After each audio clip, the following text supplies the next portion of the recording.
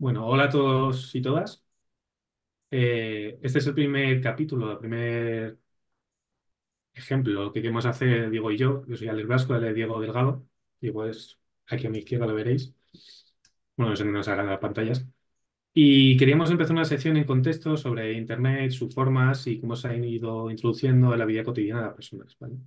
Hoy intentaremos trazar un poco la idea general, porque, por ejemplo, hay una cosa que vive con nosotros día a día, que son las redes sociales, que parece que no pensamos en ellas, pero realmente vivimos en base a ellas.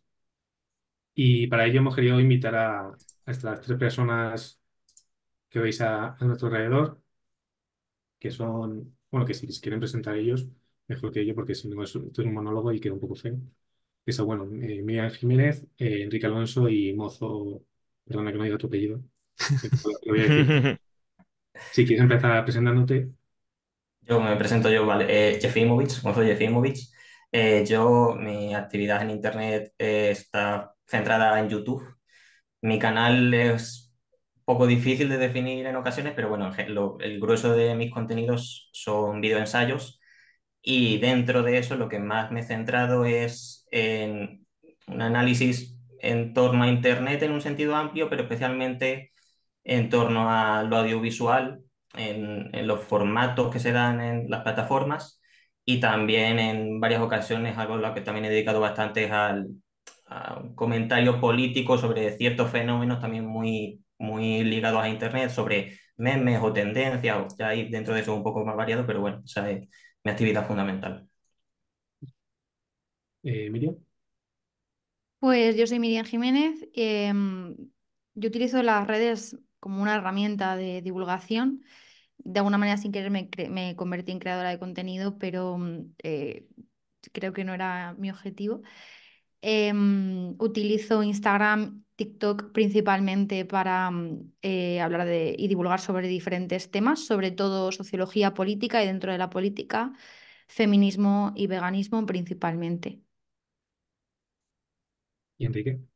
Pues yo por mi parte vengo un poco del mundo más de gaming y demás, porque llevo muchos años, o sea, yo he empezado a relacionarme con el tema de la creación de contenido por mi trabajo, porque trabajo en Eurogamer, en un canal de YouTube, revista, medio especializado dedicado a esto. Y bueno, he tenido otros muchos proyectos y ahora mismo estoy un poco liado con una plataforma personal que he montado también utilizando varias redes, Twitch, TikTok y demás, y Twitter mucho bueno, pues es un proyecto personal, como digo, donde también intento hablar, es una mezcla un poco extraña porque intento hablar de videojuegos, pero desde una perspectiva un poco más política, porque creo que en el medio hay mucha tendencia quizás hacia los discursos conservadores, etcétera. E intento hacer un poco de contrapeso en ese sentido, pues ya digo, tanto en el mundo gaming como un poco en general en lo que es el ecosistema de Twitch. Vale. Para poner un poco de contexto, para hablar de redes sociales como un término es un poco más amplio y que vayamos entrando un poco en materia desde el principio, digamos, nos gustaría plantear, proponer el tema de las redes sociales son plataformas gratuitas, pero que detrás tienen un negocio grande, al final son empresas. Esa gratuidad, ¿qué implica? ¿Cuál es el negocio detrás de esa gratuidad? Porque se habla mucho de la comercialización de datos personales, de la publicidad. Entonces, ¿cómo se sostiene ese negocio que a priori parece, bueno, parece y es gratis para el uso de las personas? Si quieres empezar, Miriam, por ejemplo. Pues por un lado, por la publicidad. Al final, por lo que ganan dinero es por el tiempo en el que una persona dedica a una red social, es decir, cuánto tiempo estás consumiendo el contenido de esa red social.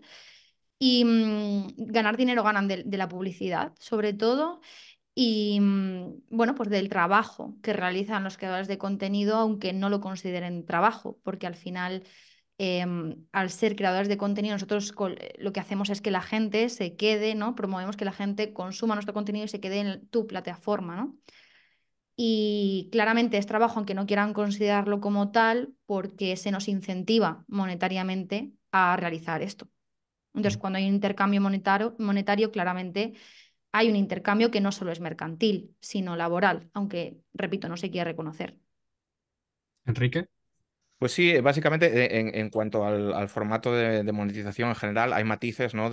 Según de qué red estamos hablando, pero principalmente los ingresos son ingresos publicitarios. Esos ingresos publicitarios dependen de la cantidad de ojos que estén fijados en la pantalla durante más tiempo, ¿no? Eso es lo que a ellos les permite facturar. Entonces, de ahí que esto también sería un melón importante, que los algoritmos de muchas de estas redes pues estén diseñados de una manera un poco que digamos que no tienen en cuenta como idea de diseño primordial la mejor experiencia de usuario o que se primen más las noticias que sean fiables, sino simplemente lo que se llama este engagement, ¿no? Esta palabra que tanto oímos hablar, que básicamente es tener a la gente enganchada al algoritmo para que consuma más anuncios. Y en cuanto a lo del el tema del trabajo, yo también estoy muy de acuerdo. Aquí hay algo un poco perverso, que es el tema semántico de llamar a estas plataformas o servicios, porque simplemente con ese pequeño truco ya hemos desmantelado toda la historia digamos, de los derechos de los trabajadores. Porque vosotros planteaos, tú imagínate que tú tienes una gran superficie, tú imagínate que tú tienes un Mercadona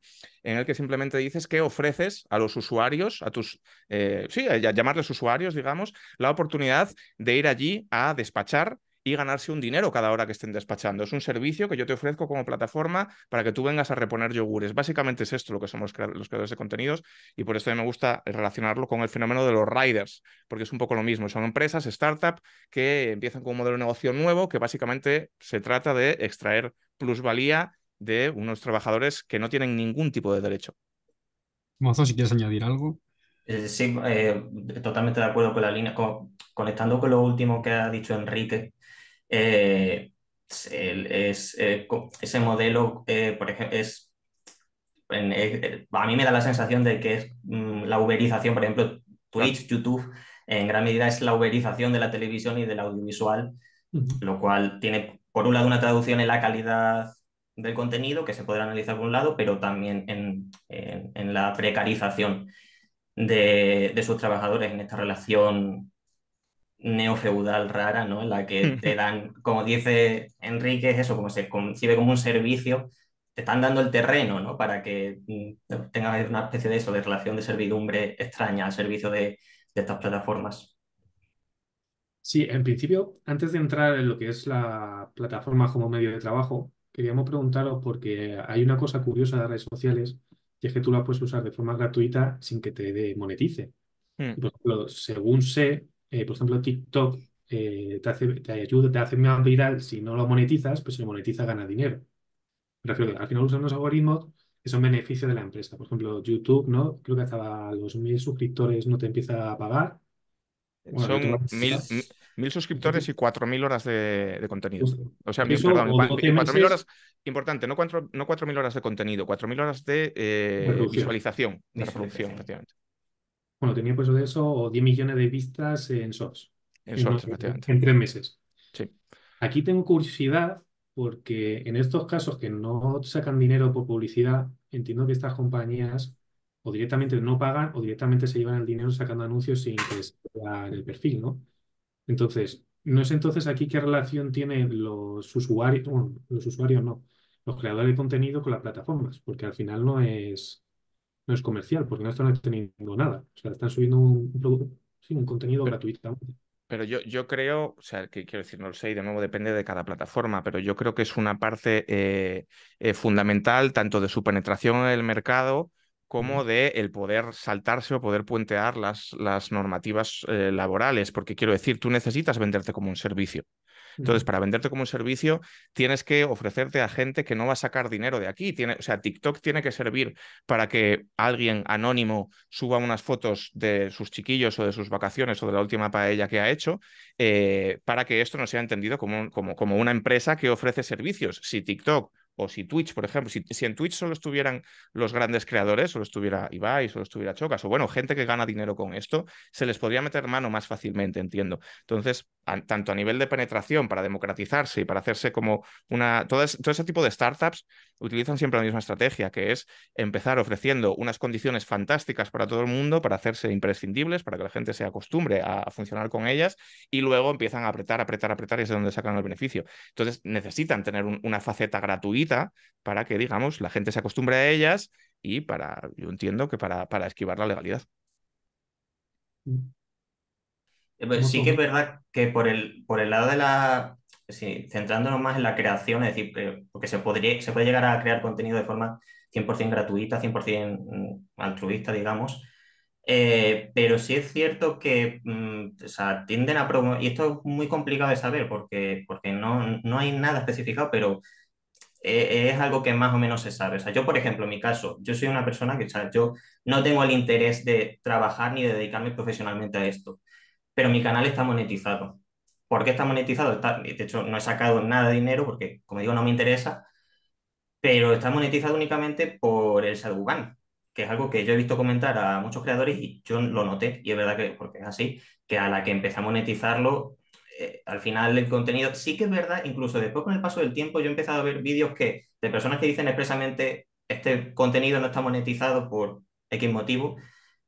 No sé si YouTube lo habrá monetizado, como diciendo, no lo puedo asegurar. Y efectivamente, yo he visto esos vídeos, tienen anuncios, entonces creo que YouTube va cambiando las normas según le parece. Mm. Hace un par de días he subido un vídeo y las opciones que te daba YouTube para poner unos u otros anuncios las ha restringido, que en la práctica ahora significa que hay anuncios que antes yo no quería poner, que son Mm. más agresivos, que no se pueden saltar, que ahora YouTube no me deja. Entonces, con el paso del tiempo, todo es a monetizar el contenido casi en contra de tu voluntad. Si tú estás como creador, las plataformas te incentivan o casi te obligan a monetizarlo.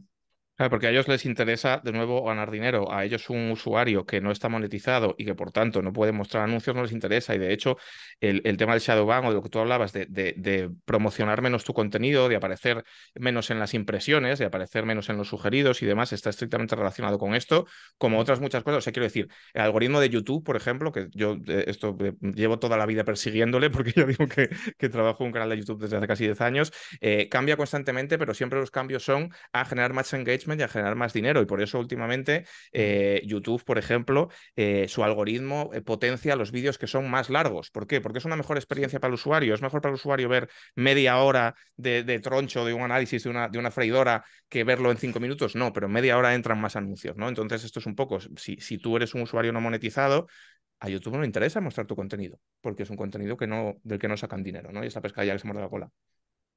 En el caso, Miriam, de Instagram, ¿cómo funciona? Yo es que no monetizo Instagram.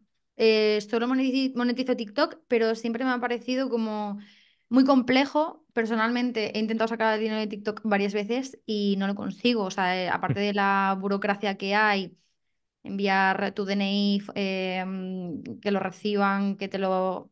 O sea, al final nunca lo he sacado. Yo solo veo el dinero ahí crecer, que es decir, tampoco es tanto. O sea, a mí no...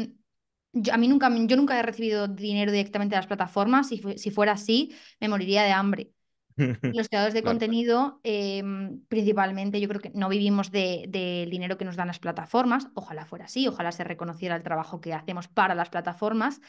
Al final de lo que ganamos es de las colaboraciones externas, bien con publicidad o bien con otros actores. Por ejemplo, yo que estoy dentro del mundo de la sociología de la política, pues con ONGs, por ejemplo, ¿no? Pero sigue siendo lo mismo, Mm. campañas y publicidad. Sí que quería decir que creo que a nivel sociológico sí que es importante que tengamos en cuenta que hay un cambio, ¿no? En las generaciones y que mientras antes a lo mejor mi generación pues queríamos ser futbolistas y actrices y lo que veíamos en la tele, ahora la generación que viene probablemente después de la Z, aunque la Z también, que es la generación alfa, la que viene después, no ha visto la tele, no ve la tele, no quiere ser las personas que salen en la tele, quiere ser quienes ven en el móvil, quieren ser influencers, quieren ser gamers. Y esto es importante, ¿no? Porque principalmente, ¿cómo llegas a ser creador de contenido? Pues tú subes contenido y de repente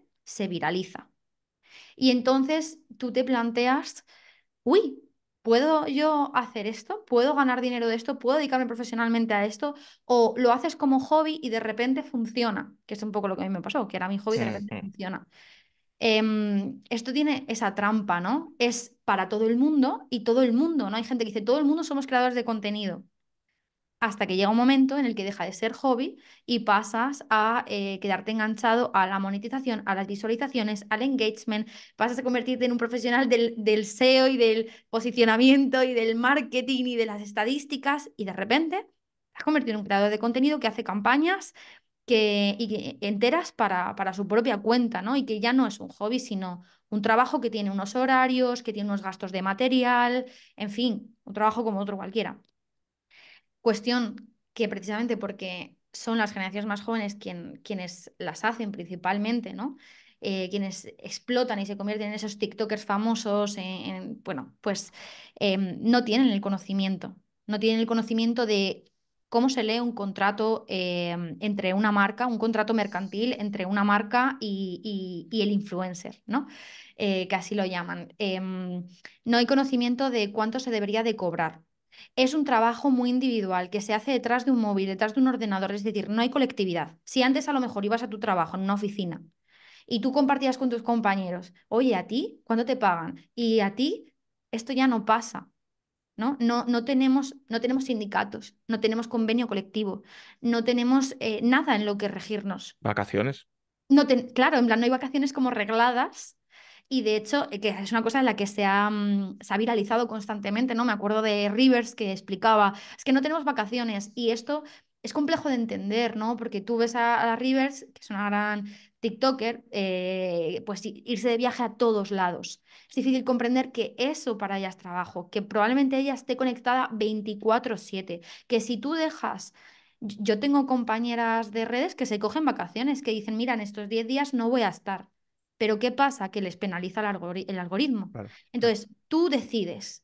Si te vas de vacaciones, vas a tener menos engagement, vas a tener peores números, vas a tener peor posicionamiento, la gente se va a olvidar de ti. Entonces, es muy complicado porque es una dinámica muy nueva y que creo que la trampa está ahí, en que todos somos creadores de contenido. Tiene un punto perverso porque quiero decir, es cierto que hay como un shift a nivel generacional y que evidentemente los chavales idolatran lo que ven y antes idolatraban a los futbolistas y por eso quería Florentino hacer la Superliga, ¿no? Porque parece ser que las nuevas generaciones están perdiendo interés en el fútbol porque lo que les interesa es ser Digref, lo que les interesa es ser el Chocas y el problema es que de Digref y del Chocas solo se ve la parte un poco glamurosa o fácil o el éxito, son casos de éxito con patas que parece que viven de jugar a la consola y que su vida es muy sencilla, pero es lo que tú dices, para llegar hasta ahí, supongo que cuando llegas tan arriba, supongo no lo sé, esta gente ya tiene grandes equipos detrás que les organizan las cosas y tal, pero para llegar hasta ahí es tan real lo que estás diciendo de que te tienes que convertir en un experto en SEO, en un experto en diseño gráfico, un experto de un montón de cosas y todo ese trabajo, o sea, nos han vendido un poco el tema de ser tu propio jefe, ¿no? ¿Cuántos anuncios habéis visto en YouTube de ¿quieres ser tu propio jefe? Se supone que los creadores de contenido somos nuestro propio jefe. Esto es mentira. No somos nuestro propio jefe. Tenemos un jefe que es Jeff Bezos. Nuestro jefe es la plataforma para la que estamos trabajando y es una plataforma que gamifica nuestras condiciones laborales. Tú en una empresa normal tienes unas vacaciones y tienes 15 días para irte de vacaciones y te pagan lo mismo porque hay siglos de lucha obrera detrás que han conseguido ciertos derechos. En este caso es como, que te fuiste. Bueno, pues el algoritmo se fue a la mierda. Es que está gamificado literalmente con logros y con barritas que se llenan y con has conseguido 100.000 y entonces a lo que lleva esto es a la autoexplotación, que es la peor de las explotaciones. A mí me gusta poner un ejemplo que es el caso de Chocas, que supongo todos lo conoceréis, que es uno de los streamers más famosos de España, que es una persona que se decía, o decía él mismo, que comía todos los días de delivery y que tenía la nevera llena de bolsas de basura porque no le daba tiempo a bajarla. Claro, ¿qué sucede? Esto es un caso de éxito, porque evidentemente la gente que está en situaciones como las del Chocas es un 0,001%. Pero ¿qué le pasa a este tipo? Que cada vez que se levanta media hora del ordenador está perdiendo muchísimo dinero. Está perdiendo muchísimo engagement, está perdiendo muchísimo. Entonces, o tienes una cabeza muy bien amueblada o acabas encadenado al ordenador. ¿Qué pasa? Que en el caso de esta persona estamos hablando de que ya tiene la vida resuelta, pero alguien que esté en la clase media de la creación de contenido, que se saque 1.500 euros al mes, que más o menos le dé para funcionar, echando una cantidad de horas brutales, dile que se vaya de vacaciones. Yo me fui de vacaciones estas navidades una semana y luego el panel de Twitch había que verle, ¿sabes? Y este es el problema. Mozo, no sé, parece que estaba esto calculado. Tenemos en el guión la autoexplotación como siguiente punto. Prometemos que no está esto pactado. Claro, el factor este de autoexplotación del que habláis con respecto a personas digamos que ya están situadas en esa creación de contenido profesionalizada, hay un factor de autoexplotación, claro, pero es que hay otro que a mí me preocupa bastante también, y es el que se autoimponen personas muy jóvenes que tienen como referencia a esos grandes creadores de contenido, porque las plataformas, por su funcionamiento, exigen que haya una gran creación de contenido muy constante y muy numerosa antes siquiera de poder plantearte convertirlo en un trabajo. Es como que la condición previa es ya crear mucho contenido de forma gratuita, autoexplotarte, porque es la única manera que tienes de irte viral y el irte viral es lo que te permite vivir de ello. Mm. Entonces, no sé cómo veis esto también como mirándolo desde el prisma del impacto en la juventud, quizá que son las personas que a lo mejor están deseando más dedicarse a ello. Mozo, que no has intervenido antes. Bueno, yo, también por relacionarlo un poco con mi experiencia personal, que como ya he dicho antes, yo no me planteo bajo ningún concepto vivir de esto. Y no es, sería, para mí juega un factor muy importante también el tema de la sobreexposición y el que sea algo que deje de estar bajo tu control, que sea una obligación, lo cual es algo que a mí me angustia bastante, pero también fundamentalmente por esta explotación de la que hablamos, y la cual, insisto, sigo hablando en mi caso, pero creo que es generalizable en relación con lo que dices de incluso sin estar pudiendo dedicarte a ello, ese nivel de autoexigencia, yo es algo que siento. O sea, para mí, la premisa de mi actividad en Internet es que es y siempre va a ser un hobby para mí y que no tengo ningún interés en ganar nada de ello. Y aún así, implica unos ritmos de trabajo, compaginar además tu vida normal con esa actividad que se supone que es tu hobby, pero también exigirte una periodicidad, exigirte unos plazos, o sea, un ritmo de trabajo propiamente dicho. E incluso también por parte de la propia gente a veces te lo exigen explícitamente. O sea, a mí hay gente que me ha venido a decir, deberías hacer esto así o así para que te vaya mejor. Porque yo creo que, además, que es un consejo de lo que a esa persona le gusta, que bueno, es respetable, pero lo feo o lo perverso de eso es que te hablan como diciéndote, para que te dediques a esto, tienes que hacer esto, esto y esto. Es decir, para que puedas trabajar de esto, mi consejo es como, ¿por qué hay que asumir que ese tiene que ser mi camino? O eso es mi objetivo siquiera en esto. Porque no se puede crear contenido ¿no? Por el mero hecho de crearlo, de difundirlo, de divulgar. Es que también las propias plataformas están diseñadas para esto. Quiero decir, es un poco como los juegos de móviles que están diseñados para que acabes gastando más dinero y que acabes metido con, ¿no? Para el engagement y demás. Las propias plataformas es lo que decíamos antes. A YouTube le interesa Digref, le interesa el Rubius, no le interesa el que sube contenido por hobby. Entonces, hay equipos de psicólogos detrás de esto que se dedican a situar pues pequeñas metas a medio, a largo, a corto plazo. Pues resulta que has recibido unos likes, pues tu vídeo se ha visto 100 veces, pues joder, pues esto te anima para meterte un poco más de tiempo, y entonces cuando te quieres dar cuenta estás en esa rueda porque a las plataformas les interesa esa rueda. Porque la clave de todo esto es que a las plataformas no les interesa en absoluto, les da igual la salud mental de sus usuarios, trabajadores, lo que tú quieras, la experiencia de usuario, todo esto da completamente igual. Es una máquina de capitalismo neoliberal desbocada. Solo quieren ojos mirando y engagement, y es lo único que importa. Miriam, no sé si quieres añadir algo. No, realmente no, porque estoy muy de acuerdo con lo que han dicho mis compañeros.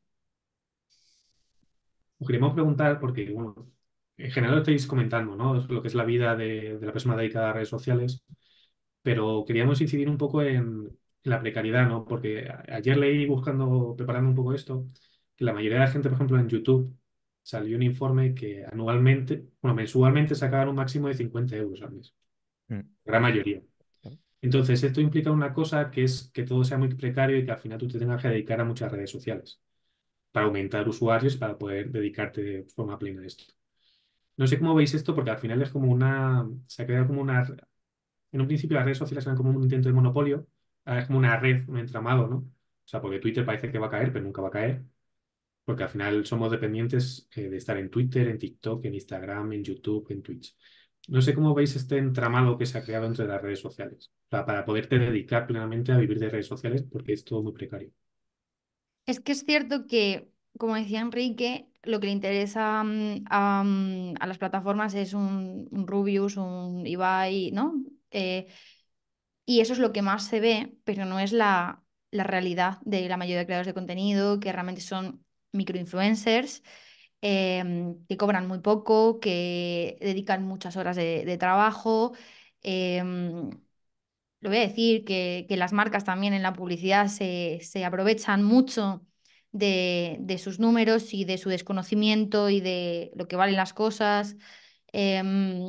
Y eso crea una precariedad muy grande, ¿no? Y sobre todo ese intentar conciliarlo con otro trabajo, porque la mayor parte de creadores de contenido tienen otro trabajo del que viven, y que es realmente el que les sostiene, no les sostienen las redes sociales, ¿no? Entonces, esto es muy precario y yo creo que eso es lo principal que tenemos que tener en cuenta y sobre todo decírselo a los jóvenes, ¿no? Para que dejen de idealizar a los creadores de contenido. No todo el mundo cobra 5.000 euros por una publicidad y de hecho cuando vemos a la gente, ¿no? Como decía Enrique Chocas que lo hace, bueno, pues igual no es el pic, ¿no? No es el punto que te piensas que es si está guardando la basura en la nevera todos los días y si se autoexplota de esa manera y lo autojustifica, ¿no?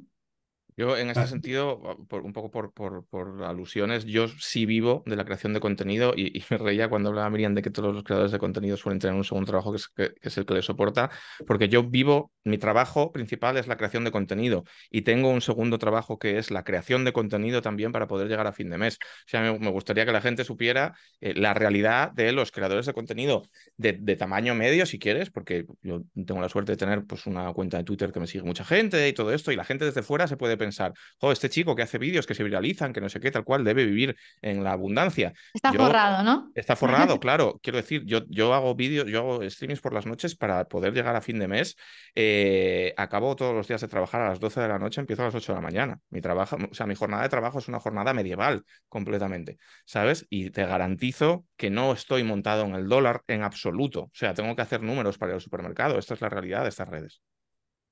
Me gustaría hacer un inciso porque estuve mirando datos, creo que me podréis corregir, pero estuve viendo, según varios informes, que la media que se paga en YouTube son entre 3 y 5 dólares por cada 1.000 visitas, ¿vale? Hice cuentas, estos son, tirando a la baja, son 3.000 euros, no, más o menos, por cada 1.000.000 de visitas. ¿Cuándo dijiste por cada Eh, 1.000? por cada 1.000 visitas, entre 3 y 5 dólares. Eso es mentira. Es Esto, mentira. quiero decir, aquí de nuevo es que está todo pensado en relación a la publicidad. Depende radicalmente en YouTube, de dónde estés situado. No tú, que tú da igual dónde estés situado, dónde esté situado tu público, de dónde venga tu público. Por eso los youtubers estadounidenses pueden acercarse a estas cifras. Estas cifras hablan de Estados Unidos, porque allí la renta per cápita es mucho mayor y la gente, el usuario que ve tus anuncios es un usuario de mejor calidad. Se sobreentiende. Si tú eres un creador de contenido en castellano que tienes una gran parte de tráfico de España y una gran parte de tráfico de Latinoamérica, como suele ser el caso de la gran mayoría de creadores de contenido, en mi experiencia te diría que la equivalencia es más 1 euro por 1.000 visitas. O Por sea, 1.000. un vídeo de 1 millón son 1.000 euros. Y créeme que un vídeo de 1 millón es muy difícil de conseguir. O sea, pues mira, justo es que había hecho esa cuenta para que la gente que nos escucha se haga un poco la idea. Según lo que había hecho yo tirando la baja, eran 3.000 euros por cada 1.000 visitas, que es más o menos lo que se vio Gran Hermano y lo de Évole el domingo, que es un SARE de 1.060.000, Claro. Wow. que es mucha gente para ganar, pues bueno, o sea, 3.000 euros son 3.000 euros, o sea, es un sueldazo, Ujú. pero es un programa de televisión. Y bueno, sí. Ah, otro apunte sería que Queremos también hablar todos depende. a la vez de repente. Eh, bueno, que eso, que otro apunte es que también depende del contenido tuyo, o sea, lo que hagas. Por ejemplo, el contenido, también porque eso influye en el tipo de publicidad que se coloca en tu vídeo, ¿no? Por ejemplo, el contenido relacionado con inversiones y criptomonedas aumenta mucho ¿no? el dinero por visualizaciones. Ese es otro factor también que influye mucho. Pero depende del tema también. ¿Perdón? Claro, pero dependiendo del tema, Claro. las campañas de publicidad están destinadas por temas, ¿no? O sea, O sea, está todo segmentado por el tipo contenido. viewer que consigues, por la edad, por el género, por la procedencia. No es lo mismo hacer contenido que sobre todo ven un 85% señores de mediana edad y hasta alta extracción social de Wisconsin que contenido sobre el LOL para niños de 14 años de Mataró. No tiene absolutamente nada que ver, claro. Y yo lo que quería decir en relación a algo que habías dicho al principio, de cómo esta precarización de los medios podía afectar de vuelta a la bajada de la calidad de los contenidos, es que mi caso es curioso también porque yo antes de dedicarme a esto trabajaba en televisión de toda la vida, televisión en Telecinco.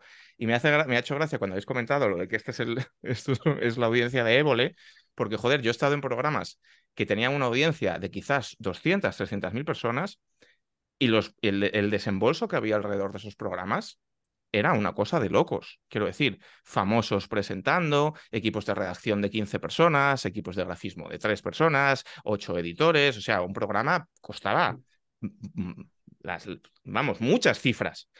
Entonces, claro, este es el gran truco de estas empresas. Han conseguido ese tipo de audiencia y ese tipo de penetración con una inversión totalmente ridícula. Entonces, cuando se dice, no, es que a Chocas o a Ibai o tal le paga tanto dinero Twitch, joder, qué pasada, es el chocolate del loro, es completamente ridículo respecto a lo que se pagaba en medios antes o lo que costaba antes a una empresa conseguir ese tipo de exposición.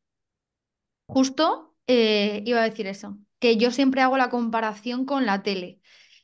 Cuando le digo a la gente, mira, que lo que cobran los influencers no es tanto, porque a día de hoy hay un influencer que te hace una campaña publicitaria que antes hacía un equipo entero, un equipo de redactores, guionistas, vídeo, o sea, un equipo Y entero famosos atrás. pagados presentando, quiero decir, ¿sabes? Gente que Efectivamente. cobra, tenía un caché de alucinante.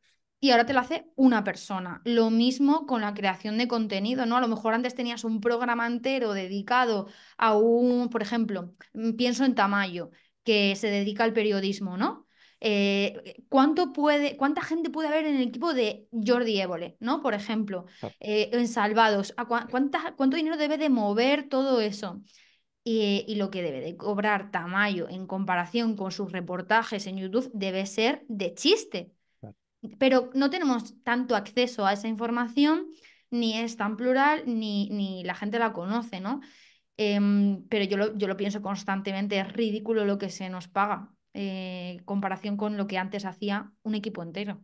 Pero porque es una persona y por eso no tiene esta aceptación de la gente. Quiero decir, cuando una persona, cuando Tamayo, cuando cualquier creador se sabe que cobra más del sueldo mínimo, ya es un escándalo, porque los influencers pues viven de hacerse fotos y su trabajo es una tontería y tal. Pero cuando es una empresa la que factura esas cantidades de dinero, pues entonces se entiende que equipo de investigación o que lo de Évole o tal maneja ese tipo de presupuestos. Yo creo que aquí también nos hacemos un poco trampas al solitario con la percepción que tiene la sociedad de los influencers, ¿no? Que parece que somos todos como niños mimados que viven montados en el dólar y tal, cuando estoy totalmente de acuerdo con lo que dices tú. Es que si miras las cifras y miras lo que se ha pagado tradicionalmente por esas cifras, estamos haciendo el tolai, con perdón, pero vamos, desde el más pequeño hasta el más famoso del mundo.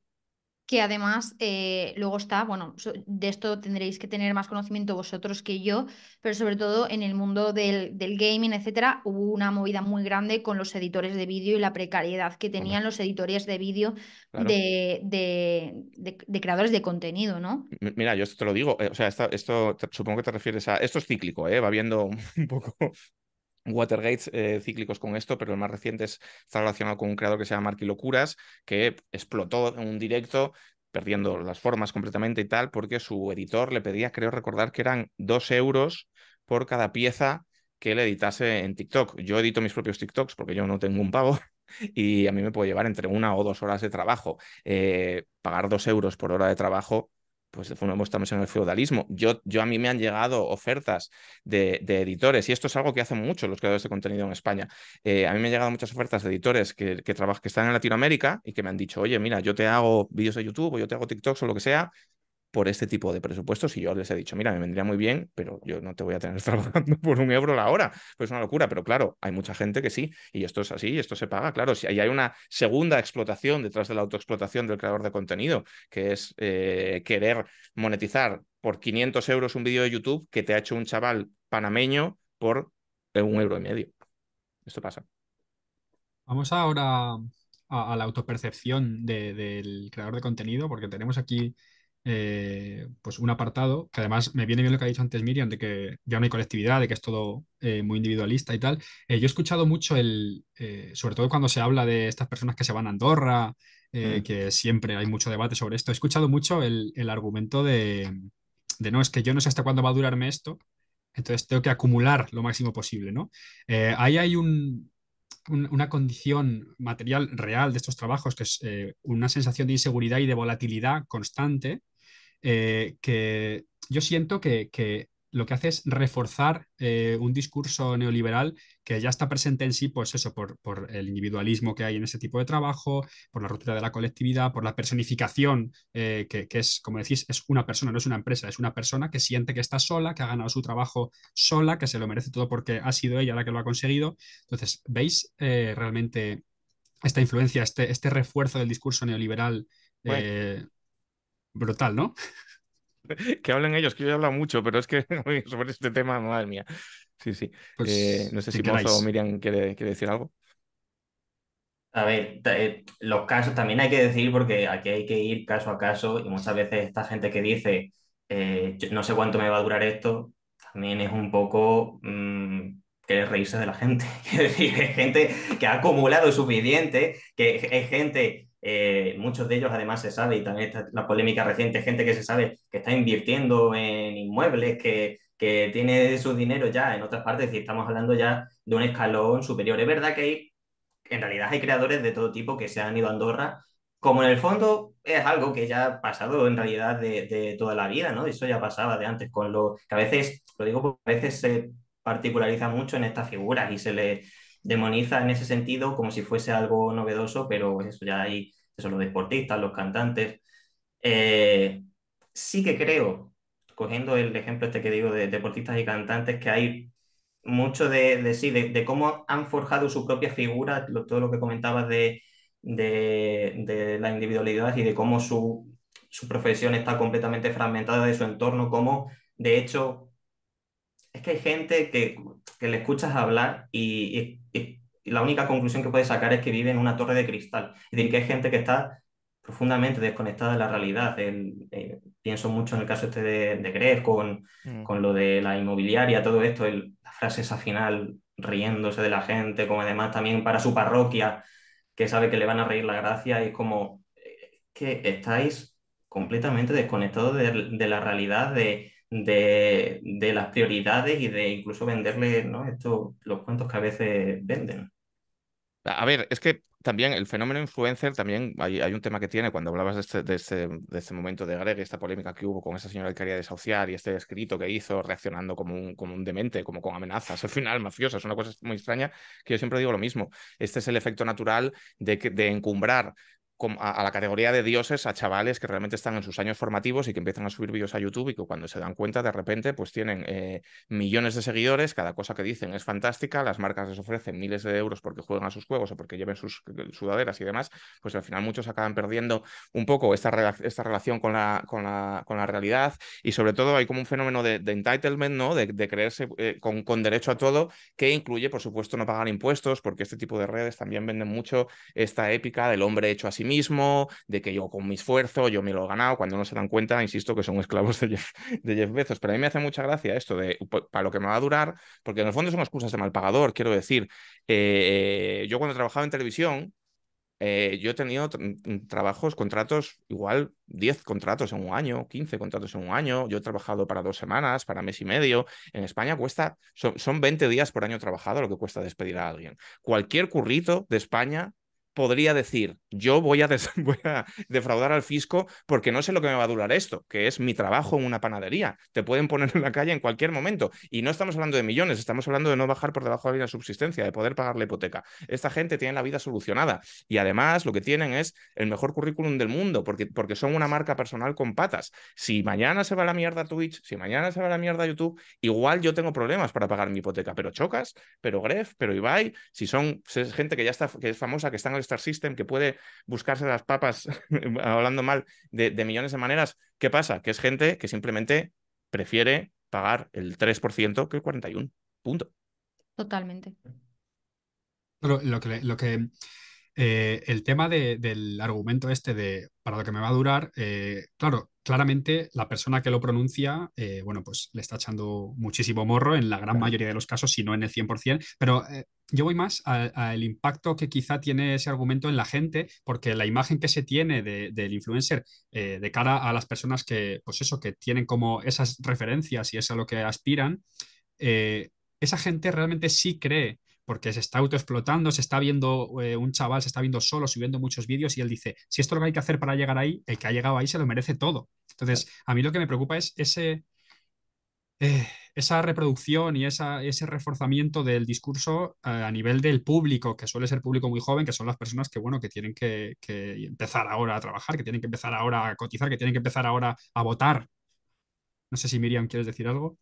Yo quería decir que unido a esto, hace unos años UGT creó un intento de sindicato de creadores de contenido. Y en este punto, muchísimos creadores de contenido se posicionaron en contra, reforzando esas ideas de individualismo, de que lo que hacemos no es un trabajo, de que como somos autónomos no tenemos la obligación para hacerlo. Entonces, eso se está proyectando, ¿no? Se está posicionando ideológicamente, ¿no? Hay que decirlo así. Sí, Se sí. está proyectando ideológicamente Y- sobre los menores. Y estoy teniendo un problema con la batería del ordenador, así que espero no oírme. Hay un problema importante con esto, que es que yo creo que partiendo aparte de que el propio fenómeno de la creación de contenido parta de esa individualidad que hablamos, es que los propios creadores de contenido, para justificar el que no pague, no pagan impuestos y demás, están transmitiéndole a sus audiencias todo este tipo de ideas de manera deliberada, quiero decir, están discutiendo fervientemente que o sea, digamos como para justificarse, para quedar bien, para explicar el día que se tienen que ir a Andorra o para explicar el día que ha salido un artículo en El Mundo de que no pagan o tal, para defenderse y no quedar bien, y quedar bien, tienen que explicarle a la gente que es que no son ellos que son unos insolidarios, que el problema es que los impuestos se usan para mamandurrias, que los chiringuitos, que el Ministerio de Igualdad, que no sé qué peligro. Pues no lo voy a ser yo, que soy un jeta y un desgraciado. Es que esto es que Hacienda nos roba. Y están ejerciendo, y este es el principal problema de todo esto, están ejerciendo como un punto, como un vector de entrada de ideas conservadoras y reaccionarias cada vez más extremas, que luego luego hay un sondeo del Ministerio de Igualdad que ves la gráfica de la gente, los españoles que opinan que la igualdad ha llegado demasiado lejos, ¿no? Y en el rango de los 16 a los 24 años hace ¡puf! Y explota para allá. ¿Y esto por qué es? Es exclusivamente por esto. Por esto, y yo diría también por lo polarizadas que están las redes sociales, Claro. ¿no? Y por los propios canales de eco, ¿no? Que producen los algoritmos, que te muestran solo lo que ves, con lo que interaccionas, lo que te gusta, o todo lo contrario, para Ujú. que puedas reaccionar ante ello. Sí, es un agujero de gusano, pues por eso tanta gente se ha radicalizado durante la pandemia, porque empezó a buscar cómo funcionan las vacunas por curiosidad y acabó pensando que los pájaros nos espían. Y esto es así, pues esto, o sea, suena gracioso, pero es literal, porque es de nuevo el engagement y los anuncios. Si a esta persona le interesa esto, le interesará este vídeo sobre que la Tierra es plana. Si es decir, y se va creando una cámara de eco que además está reforzada muchas veces por las propias redes. Quiero decir, en el diseño básico de Twitter, el de toda la vida, el de los 140 caracteres que luego se ampliaron, también había por diseño promocionar un poco el conflicto, porque en 140 caracteres no entran los matices, se escribe mucho más rápido. Eres un hijo de puta que, bueno, estoy de acuerdo con tu opinión, pero entonces ese conflicto, el conflicto genera engagement y al final es esto, se acaban creando cámaras de eco y la gente se va radicalizando a unos niveles que quiero decir, yo he visto un vídeo del Chocas antes de ayer hablando de El Salvador y diciendo que Bukele era un puto crack, ¿sabes? O Ya, sea, que es grave el asunto. Bueno, si entras en la cuenta de Twitter de Bukele, comparte un vídeo ¿de quién Luisito era? Comunica. De Luisito Comunica, que ha Sí, hecho sí, un documental de las cárceles de allí. sí, sí. Queríamos entrar justo a hablar de esto, la polarización, ¿no? Porque como habéis hablado, al final la estructura misma de las redes sociales potencia esto, ¿no? Mm, Pero hay una cosa curiosa, que justo lo que hablaba Enrique ahora, y es que, por ejemplo, Twitter, que pasó a tener más caracteres, supuestamente para que se debatiese más, está consiguiendo lo contrario, que al final es una polarización mayor entre las personas, los participantes en las redes sociales. Esto es obvio que en parte es por el individualismo, por la estructura misma del falso autónomo que usa la plataforma, ¿no? Para que estés ahí constantemente. Pero no sé cómo veis esto, si es un fomento tan grande como para que la gente no se para a pensar pues en debatir tranquilamente en las redes sociales y cómo lo usan las redes sociales, ¿no? Porque al final es eso, Enrique ha comentado lo de la gente terraplanista, pero esto funciona claramente porque entra alguien que rebatir eso y se hace viral. Como, mira, esto no es así. Y se empieza una espiral de odio. y eso se hace viral porque al final tiene mucho feedback. Ujú. Entonces, no sé cómo veis esto a la hora de la participación de la gente, ¿no? De que no se cree un debate y se tienda directamente a discurso de odio. A ver, es que las redes no están hechas para debatir, o sea, quiero decir, no tienen las estructuras ni los espacios para que se fomente el debate, sino para que todo lo contrario. Se fomenta el odio, ¿no? O sea, quiero decir, incluso hay creadores de contenido que, bueno, al menos desde mi sector, llamamos claramente monetizadores del odio, porque viven de eso, viven de generar odio contra otros creadores de contenido u otras personas por sus posicionamientos políticos, ¿no? Entonces, cuando las propias estructuras no dan lugar a ello, es muy difícil que se genere, ¿no? Es una persona, por ejemplo, doy mi caso personal, yo muchas veces me tengo que posicionar claramente contra algo y hay que tener mucho cuidado, hay que tener mucho cuidado con las palabras que se eligen, se intenta, ¿no? Creo que ha habido una concienciación respecto al tema de la salud mental y hay gente que a veces intenta tener un poco de cuidado, pero hay otra gente a que le interesa cero patatero tener cuidado porque saca dinero de ello, básicamente. En este caso queríamos preguntar, no sé cómo lo vivís vosotros. O sea, a nivel personal, todo este tema de la polarización en redes sociales que hacen, trabajáis y vivís de ello, ¿cómo lo, cómo lo sufrís y cómo lo tratáis? O sea, ¿cómo lo lleváis el día a día de esto? Bueno, Em, Miriam. yo iba a decir que como mujer creo que me afecta especialmente, sobre todo como mujer joven y además que yo siento que se me percibe mucho más joven de lo que soy. Y eso no es positivo. En plan, la cuestión de género está ahí directamente. Mientras tengo compañeros a los que les pueden decir, eres tonto, a mí me dicen a cuántas personas te has follado, gorda, fea, foca, niñata. O sea, quiero decir, cosas que tienen que ver directamente con mi género y con mi edad, ¿no? Directamente. Sobre todo en el nicho en el que yo estoy que es política, ¿no? Y a lo mejor hablando de política, pero creo que en el sector gaming lo que sufren las mujeres gamers es una barbaridad. La sexualización, la ridiculización, la infantilización que se hace de ellas constantemente y cómo los algoritmos lo fomentan. Quiero decir, Ujú, porque no hay nada más que abrir Twitch y encontrarte mujeres en piscinas, es muy en bikinis, como esto se está fomentando, ¿no? Y si se ve que funciona y se gana dinero de ello, habrá otras personas que quieran hacerlo. Y esto es como una rueda. Pero yo personalmente no recibo mucho hate, eh, por suerte, pero depende de la plataforma. Y esto también quería mencionarlo. Por ejemplo, Instagram es más comunidad y creo que es un lugar más protegido en el que la gente que ve tu contenido normalmente es porque te sigue, a no ser que haya visto ujú, un reel que se haya viralizado y entonces te llega a otra gente como puede pasar en TikTok. Pero es que TikTok es solo eso, reels que se pueden viralizar y que pueden llegar a cualquier persona y ahí en TikTok no se genera comunidad como se puede generar en otros lugares. Entonces eso da lugar a que puedas tener mucho mayor odio. Y personalmente además también he recibido varios vídeos de monetizadores del odio que lo hacen con cualquier mujer joven que hable de política y se le viralice un poquito, lo utilizan y lo que recibes a cambio son hordas de personas insultándote, que bueno, pues que si no estás bien, pues obviamente esa exposición te puede afectar mucho. A mí, por suerte, pues no me ha afectado demasiado, pero es claramente un problema. Y el punto, y ya finalizo, es que las plataformas tienen las herramientas para evitar esto y no lo están haciendo, que ujú. creo que es lo más importante. O sea, Instagram, TikTok, YouTube, Twitch tienen las herramientas tecnológicas para poder evitar el odio en redes sociales, pero es que da dinero.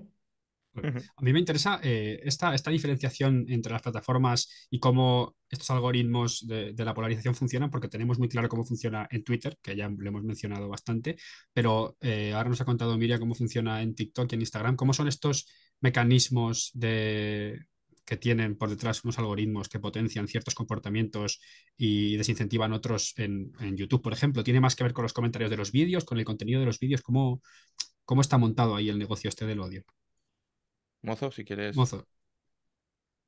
Eh, yo no creo que haya una premeditación, yo creo que responde muy de forma lineal a lo que comentábamos al principio de aquello que, es decir, lo que pasa con esta gente no es como que haya un elemento que les favorezca especialmente para difundir su discurso, sino que consiguen exprimir bastante bien las herramientas y al final todo lo que hablábamos al principio de la retención de audiencia, el engagement, el clickbait, son dinámicas que son naturales para poder fomentar pues, ¿no? el ver anuncios, etcétera, etcétera.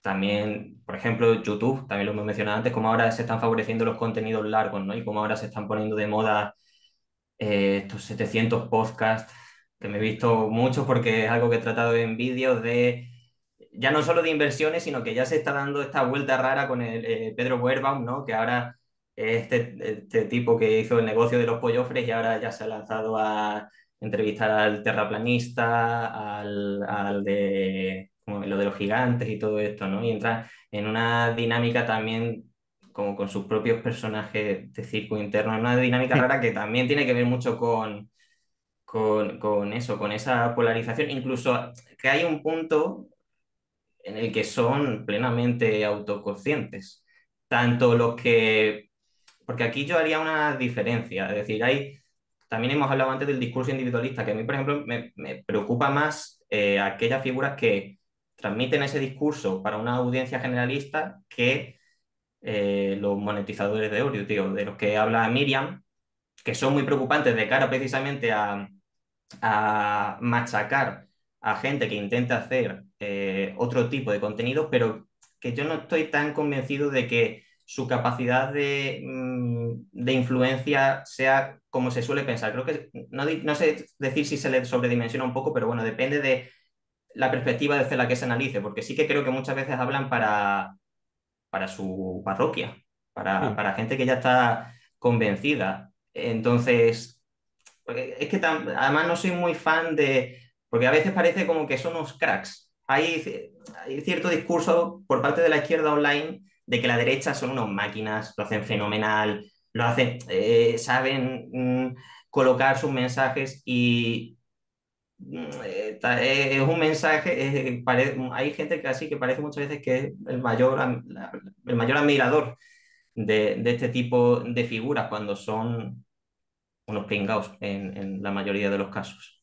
Perdonadme, pero me hace gracia lo de que lo hace muy bien y tal, después de la que le está cayendo a Vito Quiles, que no sé si habéis enterado, porque se ha borrado la cuenta de Twitter Ah, sí. y no Sí, ha sí, sí. colado. Sí, sí, se ha borrado la cuenta de Twitter para decir que le censuran y ha pedido dinero por Bizum en su canal de Telegram y sus propios seguidores le están diciendo que a quién qué coño quieren engañar y que le están pasando la página de Infojobs y demás está siendo bastante, Wow. bastante divertido. Yo lo que quería decir en relación a esto de los monetizadores de odio y tal, que evidentemente existen y que evidentemente funcionan. En el caso del gaming hay casos clarísimos que conocerá cualquiera que esté mínimamente metido en esto, de gente que lleva viviendo muchos años simplemente pues de ser un poco como el pope de estos movimientos de odio radical, porque el odio lo que tiene es que no hay filtro y que lo compras de manera impulsiva, ¿no? Y el problema que tiene esto es que al final hablabas como de que esta gente tiene como su propio universo, con sus propios monstruos y demás, es que volvemos a hacer full circle y volvemos a la televisión. Al final, el meta de Twitch, el meta de YouTube y lo que todo el mundo sabe que hay que hacer para funcionar, tiene mucho que ver con Sálvame y tiene mucho que ver con el salseo que se llama y tiene mucho que ver con tirarle a otro streamer o tirarle a otro youtuber para ver si te responde. Yo conozco canales que son básicamente pues que están un mes hablando mal de Illo Juan y otro mes hablando mal de Ibai a ver si alguien les contesta. Yo en el poco tiempo que llevo en Twitch ya me han hecho vídeos creadores tipo un tío blanco hetero, por ejemplo, ¿vale? Para que yo, pues para entrar en un cruce de descalificaciones personales del que hay mucho dinero. Pero ¿sabéis lo que pasa? Y otro problema que yo veo aquí importante de cara a esta implantación del discurso neoliberal en la gente a través de los influencers es que las marcas, que como bien decía Miriam, son una fuente importante de nuestros ingresos y de nuestro trabajo, no tienen problema con esto. Una marca no tiene problema con que Ibai tenga un beef con Gref y discutan y no sé qué tal cual, pero sí tienen problema con los discursos de izquierdas. Porque a mí me han dicho, me han recomendado varias veces que me esté más calladito si quiero hacer campañas, si quiero mover, ¿sabes? Porque ciertos discursos no interesan, porque igual si estás todo el rato hablando de que en Palestina se está cometiendo un genocidio, pues igual las marcas dicen, "Mm, no me apetece que anuncies pizzas conmigo". Y esto es un problema y una desventaja importante que tenemos. Totalmente. Sí que quería añadir a lo que has dicho, Mozo, que yo tampoco lo simplificaría o, no sé, como me ha dado un poco a entender como que no es tan importante, ¿no? Lo que hacen los monetizadores del odio, que no es tan bueno, por supuesto, o sea, por supuesto, pero sí que creo que es importante y me acuerdo de un caso muy concreto, por ejemplo, de un monetizador de odio que le lanzó un vídeo a Cindy Takanashi, otra creadora de contenido, influencer, presentadora, cuando estaba embarazada. Hostia. Sí. ¿Eh? ¿Eh? ¿Cómo? Enrique, No. no te No, escucho. no, yo dije que sí, sí, que no tienen límite, que da igual. Claro, o sea, y Sí, vamos, esto es grave, claro. o sea, quiero decir, el objetivo es que esa persona mandara hordas de odio a Cindy Takanashi y lo consiguió, con lo que eso puede afectar a una persona, ¿no? Además en el estado, en el delicado y vulnerable en el que ella estaba, ¿no? Otras personas pueden llevarlo mejor o peor, pero que yo creo que hay casos que son extremadamente graves que se están dando y que ellos ganan dinero por eso, ¿no? Claro. Mueven masas. También es importante que dan la batalla cultural, y esto es así. Ellos Mm. están dando es que me puedo considerar de esas personas que intentan dar la batalla cultural a la izquierda. Y es increíble cómo en Twitter hay grupos para esto, ¿no? Hay grupos que en concreto se dedican a seguir a cuentas de batalla cultural, y son todos personas liberales o neoliberales, y ahí están los monetizadores del odio. O sea que Y creo que va tienen, y tienen, entrelazado. y tienen un No, precio. sí, sí, O sea, totalmente. quiero decir, bueno, termina. No, no, o sea, simplemente que creo que obviamente lo que hacen es ridículo y que ellos son ridículos en sí mismos, pero mueven mucho dinero, mueven a mucha gente, mueven a muchos menores. Esto es un tema que a mí, por ejemplo, me preocupa, la exposición de menores y la exposición de cierto contenido a menores en redes sociales. Bueno, que creo que hay cosas que son importantes y no les quitaría importancia, por decirlo así. Ujú. Sí, porque es que la importancia depende de la fortaleza mental de cada persona. O sea, yo aquí siempre pongo el mismo ejemplo de un chaval que se hizo tristemente famoso hace unos 6 meses porque subió a su canal de TikTok una lista de canciones de los Arctic Monkeys que le gustaban mucho y se Sí, conoce que movía la cabeza de manera que a la gente no le gustó y se le estuvo acosando durante 2 días de suicídate para arriba. Y luego el chico contestó con un vídeo diciendo, bueno, ¿yo por qué tengo mecanismos para lidiar con esto? Porque si no, igual esto había acabado mal. Hay casos en los que puede acabar mal y especialmente con gente que, como tú dices, está la batalla cultural, eso es lo que te decía, que tiene un precio a nivel de acoso, a nivel bueno, pues de lo que se llama hoy en día una funa, que es que te estén amenazando de muerte durante 3 días seguidos. Esto pasa, yo cada vez que un clip que hago se viraliza demasiado, me empieza a sudar el culete, ¿eh? Porque digo, uff, viene un hilo de forocoches. Y después del hilo de forocoches vienen los 4.000 chalaos. Y después de los 4.000 chalaos es complicado, ¿sabes? Este tema. O sea, que evidentemente es un factor con el que lidiar. a mí me llegan los Sí, chalaos cada vez que me viralizo, Claro, claro. pero creo que lo he asumido. O sea, sé que durante X días voy a estar recibiendo insultos y lo he normalizado. Y eso es muy heavy. Es jodidísimo. Mira, hace poco yo discutía sobre este tema porque en la prensa del videojuego esto es el pan de cada día. El hecho de que te insulten porque le has puesto un 8 a tal juego es una cosa de locos, pero existe. Y a mí hice un vídeo sobre esto, en plan de, oye, basta ya de acosar a los profesionales. Y la respuesta principal que recibí de miles de personas es, si trabajáis en esto, Te es lo que aguantas. hay.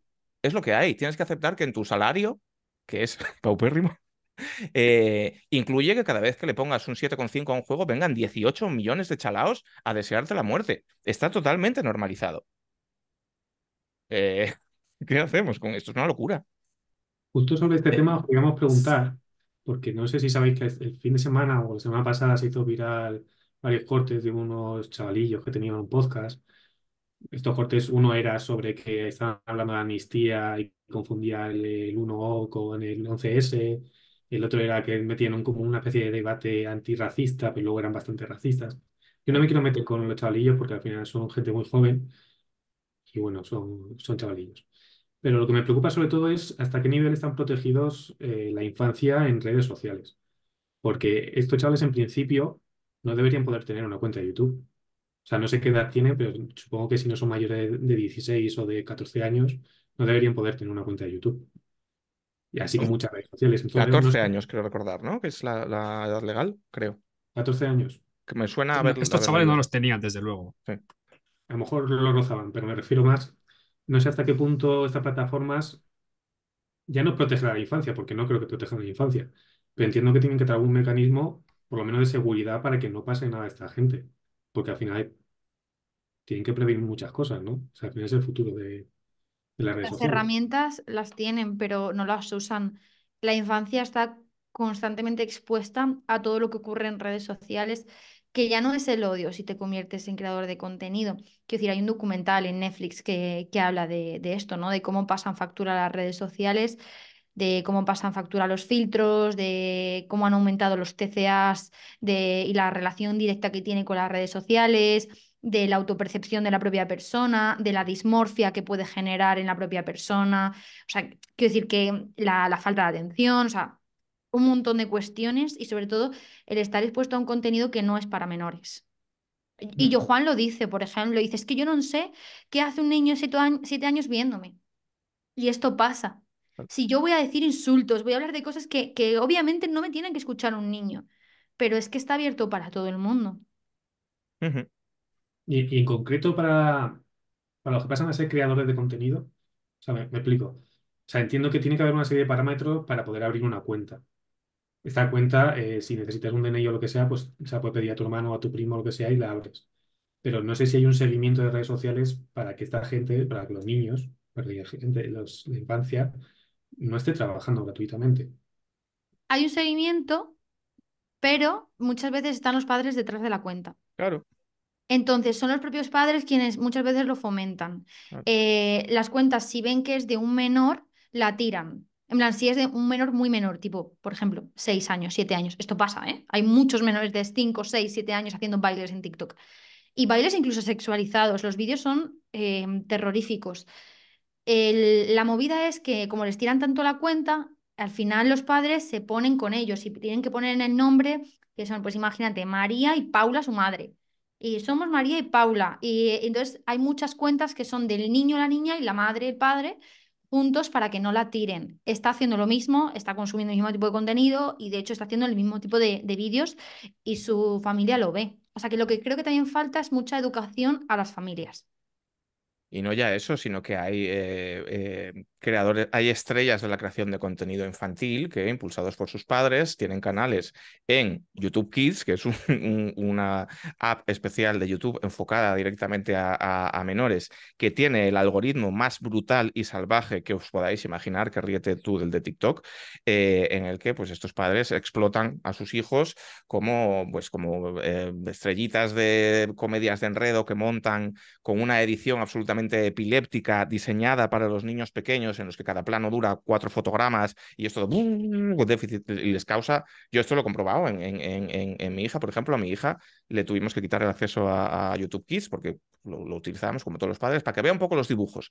Y en cuanto estuve usándolo una semana, ya entró un algoritmo, pues como lo que decíamos antes de los terraplanistas, de ver vídeos mega locos de gemelos que hacían putadas a sus padres y cuando por parte de las propias familias no hay una voluntad de mantener a los niños apartados de esto, pues es difícil que las plataformas lo puedan. No creo que se esfuercen demasiado las plataformas, pero es difícil.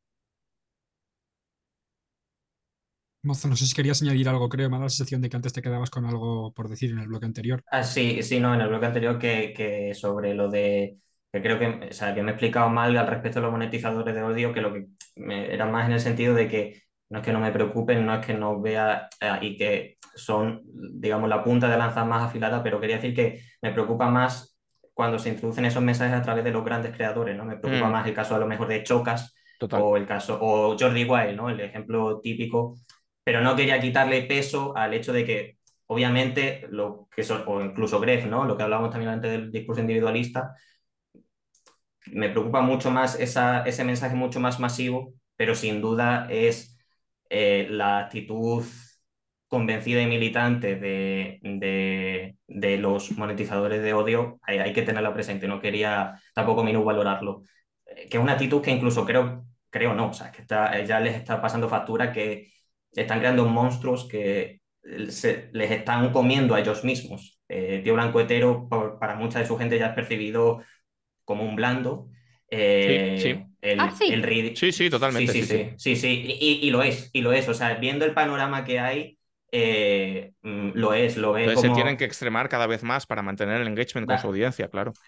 someten a su audiencia a una cantidad de inputs continua tan salvaje que no quiero tampoco simplificar esta cuestión, ¿no? Pero es la línea de puntos que conduce a el asalto al Capitolio, ¿no? Es un poco Claro, ese punto. claro, Llegas, claro. si le estás diciendo a la gente continuamente, pues, si día y noche le estás poniendo el vídeo de un extranjero que ha pegado una paliza a no sé quién, o uno que ha saltado una casa, o no sé qué, empujan a la gente a un estado de. Cuando yo veo contenido de ese tipo, digo, es que están haciendo que la gente se quede tarumba. E incluso muchas veces los propios creadores se vuelven locos. O sea, yo pienso, por ejemplo, es un caso un poco de nicho, pero el caso de Sassel, que viene también del mundo No quería del mencionarle, videojuego, pero es el que hablaba. es, es, es una persona que se ha vuelto completamente loca, que ya se ha lanzado a todo tipo de conspiraciones y que para su parroquia es espectacular, porque si no consiguen parar, una de dos, o se los comen o terminan ellos comidos por esa misma dinámica. Es muy importante esto que estás diciendo porque son dos caras de la misma moneda. Cuando radicalizas a tu público al final acaba radicalizándose más que tú. Y ahí tienes dos opciones. La de tío blanco hetero, que es seguir manteniendo, dentro de que es un personaje al que yo detesto, una cierta conexión con la realidad y unos ciertos principios morales y no querer caminar más lejos ese camino y perder a tu audiencia. O la de casos como Sassel, que es un tipo que empezó con la guerra de consolas y ahora literalmente hace vídeos sobre el generalísimo y los chemtrails y viva Primo de Rivera. Literal hace esto, ¿no? Sí. Pero el problema es que yo creo que estamos tratándolo como dos problemáticas diferentes cuando en el fondo son parte de la misma, quiero decir, porque es lo que hablábamos antes de los agujeros de gusano de este tipo de redes y las cámaras de eco. Los monetizadores de odio tienen un discurso más extremo para menos gente, pero no solo menos gente, es gente que está más avanzada dentro de la espiral. Lo grave, la droga de entrada, los porritos, son cuando Gref quiere echar a una anciana de su casa y da un discurso a cientos de miles de chavales diciéndoles que desahuciar ancianas está bien. Entonces esos chavales empiezan a pensar que los impuestos son una mierda, que desahuciar ancianas está bien, no sé qué. No empiezan a pensar que hay que echar a todos los negros de España. Pero ya hay una semilla. Y por ahí empiezan a inclinarse un poco más a la derecha. Y entonces buscan a otros creadores. Y entonces empiezan a ver un tío blanco hetero. Y de un tío blanco hetero saltan a Infoblogger. Y al final es el asalto al Capitolio. Claro. Esto me resulta muy interesante. De hecho, ya aprovechamos aquí para anunciar que probablemente la siguiente charla o una de las próximas será sobre este tema de extrema derecha y redes sociales, para la gente que lo está viendo. Y yo estaba pensando antes, cuando hablabais creo que ha sido Enrique, que ha mencionado al chaval este que como que reaccionaba a música, Oscar se llama, me parece, Sí. que hay una cosa muy perversa, un mecanismo ahí súper perverso que me parece aterrador, y es que este chaval se ha empezado a dedicar a las redes sociales, creo que más profesionalmente que antes, a raíz de De que esto. le cayó una oleada de odio que es brutal. O sea, creo que las opciones eran o que ese chaval acabase muy mal o que se dedicase profesionalmente a ello. Entonces, es como, hay un mecanismo ahí terrible, que se retroalimenta con lo que, esto que hemos ido hablando de cómo es la estructura de estas plataformas, de los algoritmos, de la audiencia, de los discursos que se refuerzan. Entonces, yo me pregunto, siendo este el contexto, es decir, si la polarización y el odio es la forma más rápida, incluso la única en muchos casos, de llegar a la viralidad, y la viralidad es la única forma o la condición de posibilidad de dedicarte a esto, que es lo que es con lo que sueñan un montón de chavales y chavalas, Hmm. ¿qué estamos construyendo? ¿A dónde va esto? Ya te has contestado tú solo. Pero prefiero ¿Vale? que me lo digáis vosotros y vosotras. No sé Ah, si quieres, Enrique, o Miriam. a mí no me gusta plantear distopías, la verdad. Ni hacer ciencia ficción. A mí me gustaría que empezáramos a pensar en utopías, las planteáramos, las verbalizáramos, planteáramos soluciones y nos centráramos en ellas, porque obviamente todo el mundo sabe a dónde va esto. Y ya nos hemos, y sobre todo, yo creo que mi generación ya se ha tragado muchas distopías. Ya nos hemos comido los Juegos del Hambre, ¿no? Black Mirror, ya nos hemos comido todas las distopías habidas y por haber. Entonces yo creo que lo que falta es saber que podemos hacer las cosas de otra manera, que podemos juntarnos colectivamente, exigir los derechos laborales que nos corresponden, exigir las herramientas tecnológicas para protegernos a los creadores de contenido como trabajadores y para proteger a los menores que están expuestos en redes sociales, para proteger a cualquier persona que sea usuario de la red social del odio, de los discursos de hate. O sea, quiero decir, esto es lo que yo creo que tenemos que empezar a hablar y empezar a contarnos, ¿no? Entre nosotros, que las cosas se pueden hacer de otra manera y que de hecho las redes sociales saben que las cosas se pueden hacer de otra manera, pero no quieren. Y sobre todo señalar el foco en estas grandes empresas, ¿no? En Google, en lo que ahora se llama X o lo que sea. Todas estas empresas están ganando millones, millones de dinero a través de unos canales y unas herramientas y un impacto muy negativo, ¿no? Pero yo no creo que en sí la herramienta sea negativa, creo que podemos No. reconstruirla, ¿no? Y creo que ahí tiene que estar el foco. Yo, en este caso, lo que quería decir también en relación a esto, evidentemente todo es muy fácil como ponerse negativos y decir que esto estamos abocados al abismo, pero yo creo que es importante dar la batalla. ¿No? Creo que es Total, importante no ceder estos espacios a la reacción y no ceder estos espacios a la ultraderecha. Y creo que aquí hay que hacer un poco de introspección porque es muy fácil hablar de las plataformas son malignas, los monetizadores del odio son un problema, los youtubers que te dicen que no pagas impuestos son la clave de todo y nosotros lo estamos haciendo de puta madre. Y creo que nosotros, no, el problema que estamos teniendo nosotros, la izquierda, los creadores con cierta sensibilidad social, como quieras llamarlo, el problema que estamos teniendo es desechar estas vías de propaganda o de combate o de batalla cultural, como tú lo quieras llamar, porque en la izquierda hay mucha romantización de la lucha en la calle, que evidentemente es importante y evidentemente está muy bien, y de la organización y de los colectivos y tal, y se señala mucho digamos, al activista de sofá, al activista que está en su casa y se limita a poner un tuit. Yo me he pateado mucho, mucho la calle repartiendo pasquines en conciertos y pegando carteles y tal cual, y igual podía llegar a 500 personas. Si yo hago un vídeo en TikTok o yo hago un vídeo en Twitter y lo ve 500.000 de personas, ¿qué más da el canal de comunicación? Entonces, por ese romanticismo de un poco de la militancia de los 80, estamos dejando que nos coma la tontada la ultraderecha, que no tiene problema en usar granjas de bots y en llegar de cualquier manera. Entonces hay que estar ahí, porque si no, nos comen por los pies. totalmente. ¿Mozo? Perdón, Miriam, no sé Sí, si querías no, decir algo. No, no, no, que estaba de acuerdo. ¿Mozo?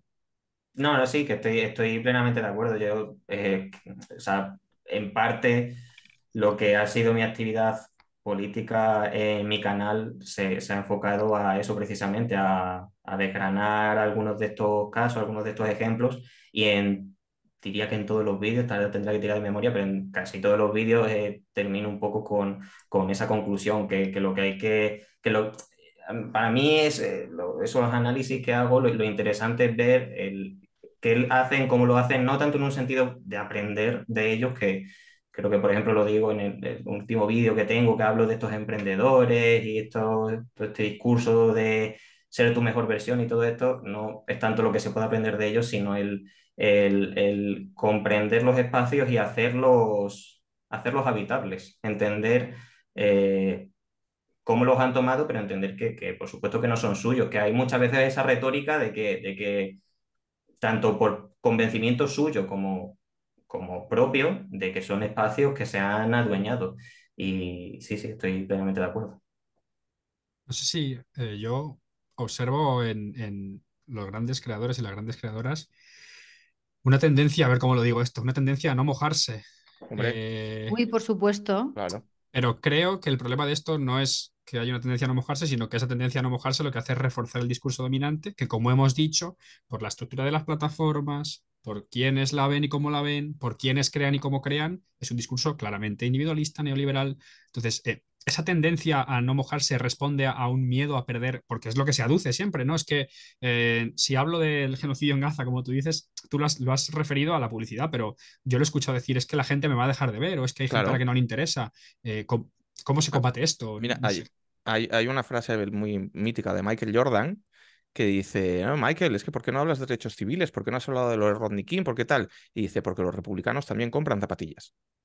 Y esta es la situación de los grandes streamers que ya no son de nicho y que son como canales de televisión con patas, es que Ibai, si se pone a hablar mañana del genocidio en Palestina, pues hay mucha gente que le dice que te acuestes.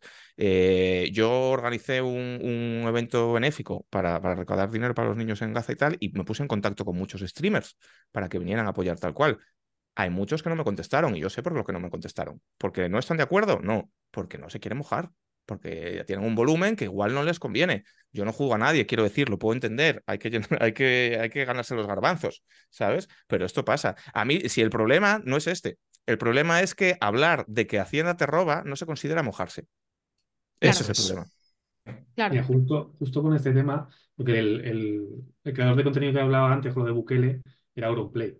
Mm. Auronplay, cuando fueron las elecciones en El Salvador, menciona que hubo un récord y tal, pero luego él dice, no, no sé mucho, así que no me mojo.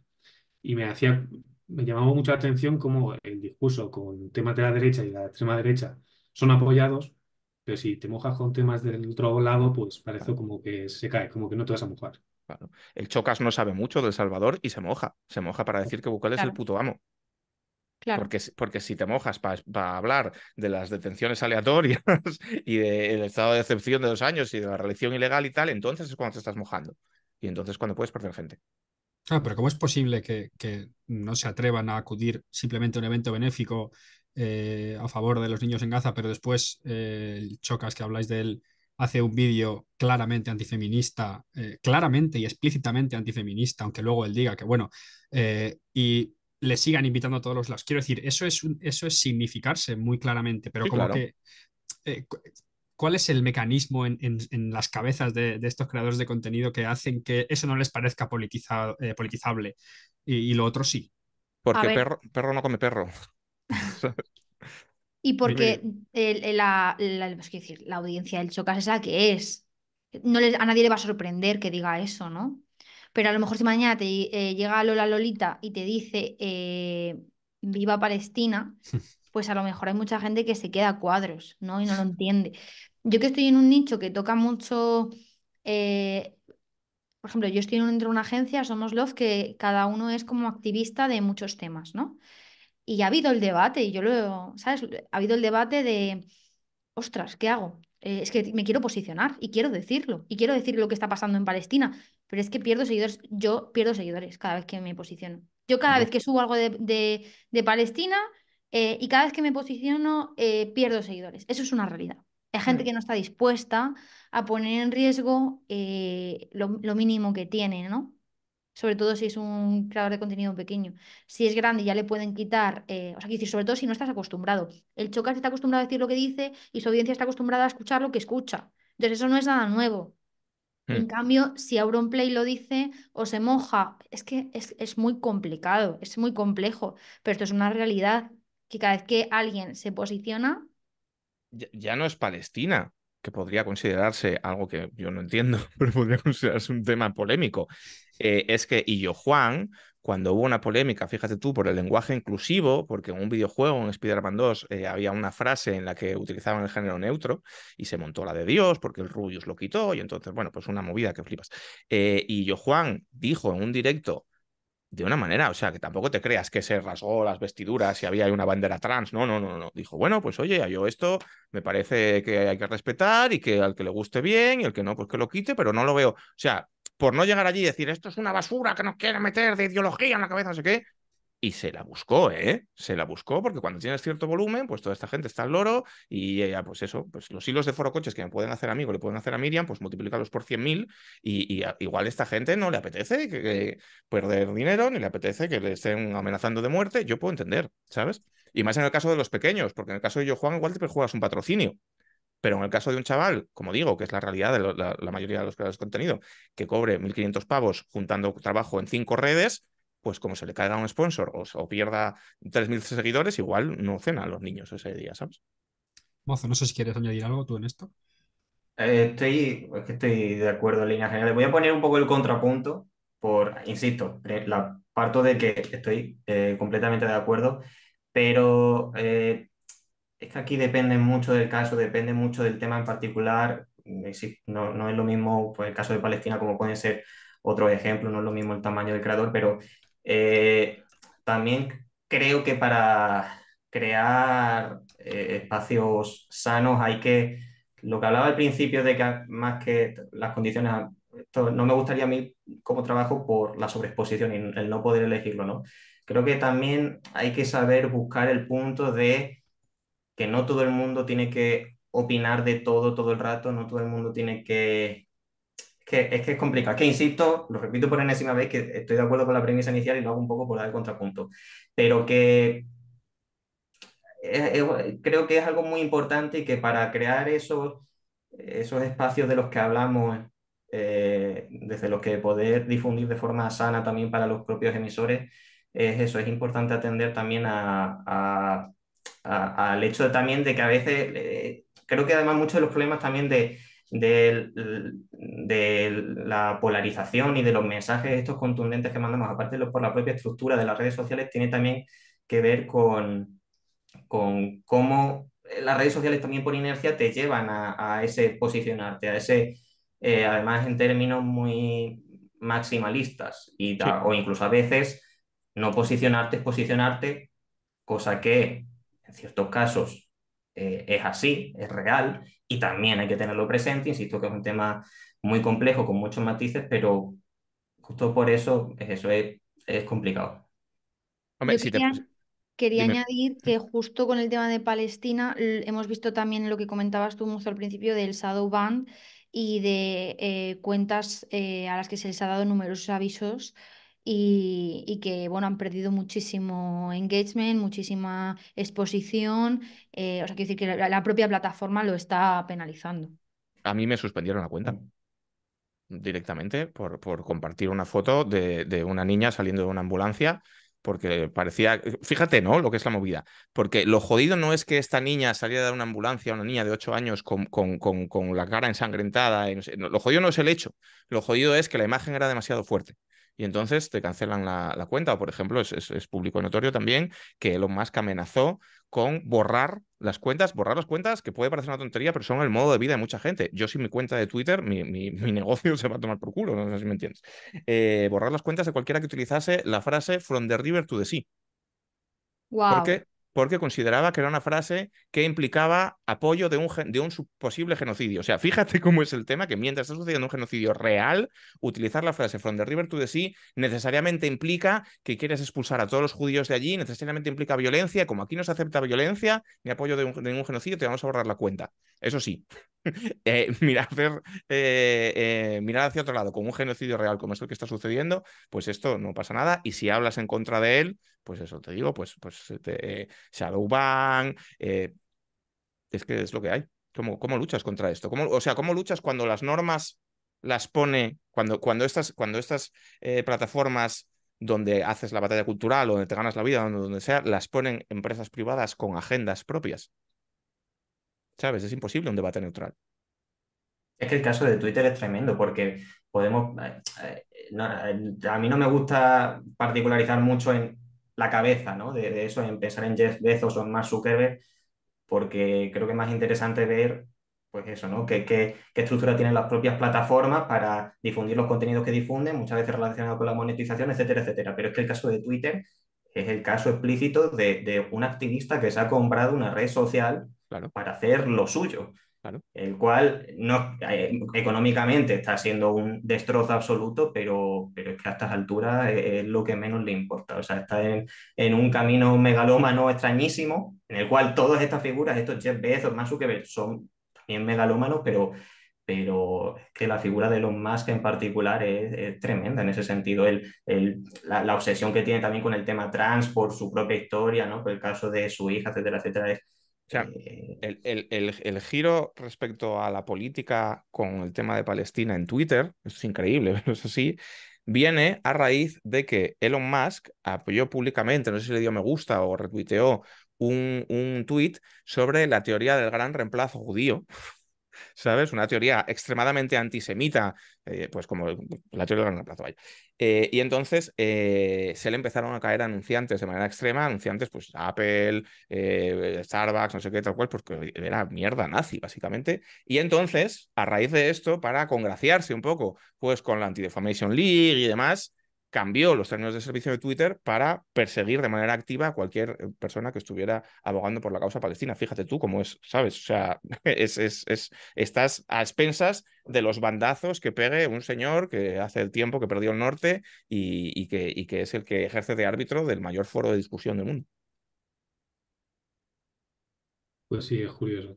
Ya por la hora queríamos cerrar, lo único que, por no lanzar un mensaje tan negativo, no sé si queréis decir algo, un mensaje optimista. Bueno, yo diría pues eso, que en las redes sociales pasan muchas cosas buenas también. Conectan a Sí, mucha gente, hacen que mucha gente que, bueno, el otro día, por ejemplo, no salió una noticia en el diario.es sobre que una gran parte de los jóvenes tenían una soledad no deseada. Bueno, pues las redes sociales pueden ser una herramienta para que se conecten muchos jóvenes y muchas personas también mayores, que también la tasa es muy alta, que se aprende mucho, quiero decir que en TikTok no solo hay niños bailando, que es yo siempre digo que hay muchos divulgadores, que hay mucha gente que enseña, que hay mucha gente que dedica su tiempo y que hay contenido muy, muy bueno y de mucha calidad, de la que se puede aprender muchísimo, que totalmente gratuito. O sea, yo me quedaría con todo eso que es tan, tan bueno, ¿no? Y en lo malo, pues trabajaremos en ello.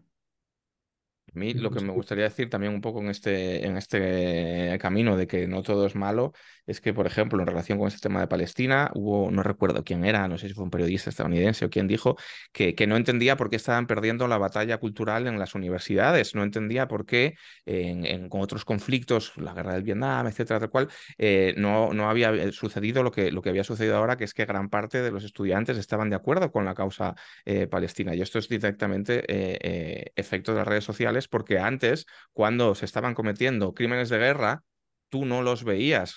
Quiero decir, entonces el potencial de redes sociales que tienen para documentar este tipo de abusos, para que realmente veamos las cosas sin filtrar, creo que es el principal potencial que tienen las redes y por eso es tan importante defenderlas y por eso es tan importante no permitir que se convierta en un espacio exclusivo de la derecha. Mozo, no sé si quieres. Pues sí, yo pensando en el caso, por ejemplo, ¿no? Que lo hemos llegado a mencionar de esto de los monetizadores de odio y, por ejemplo, el discurso antifeminista, muchas veces nos centramos, ¿no? En esa última consecuencia y pensamos, no, los jóvenes están bajo el dominio de estos nuevos opinadores, pero hay que pararse siempre a ver el marco en su conjunto, ¿no? Cojo este ejemplo porque todos lo sabemos. Si estamos empezando a debatir sobre esto, es porque ha habido una oleada feminista muy grande y también tiene que ver mucho con las redes sociales. Es decir, ha habido un empuje progresista que muchas veces minusvaloramos en otros ámbitos que es eso, que es que al final esta gente es la reacción. Mm, Y es la Claro. reacción a una cantidad de movimientos que también están peleando y que también hay que saber apreciar lo que se ha avanzado. mm, totalmente de acuerdo. Sí. Bueno, pues queríamos cerrar aquí y os queríamos agradecer que hayáis participado y si necesitáis cualquier cosa de contexto siempre tenemos aquí o una llamada, un tweet, un DM, lo que queráis y gracias a los que estáis al otro lado, gracias por habernos aguantado esta hora y pico, porque nos hemos explayado un poquito y nos vemos. Muchas Muchas gracias. gracias. Hasta luego. Gracias. Chao. Chao.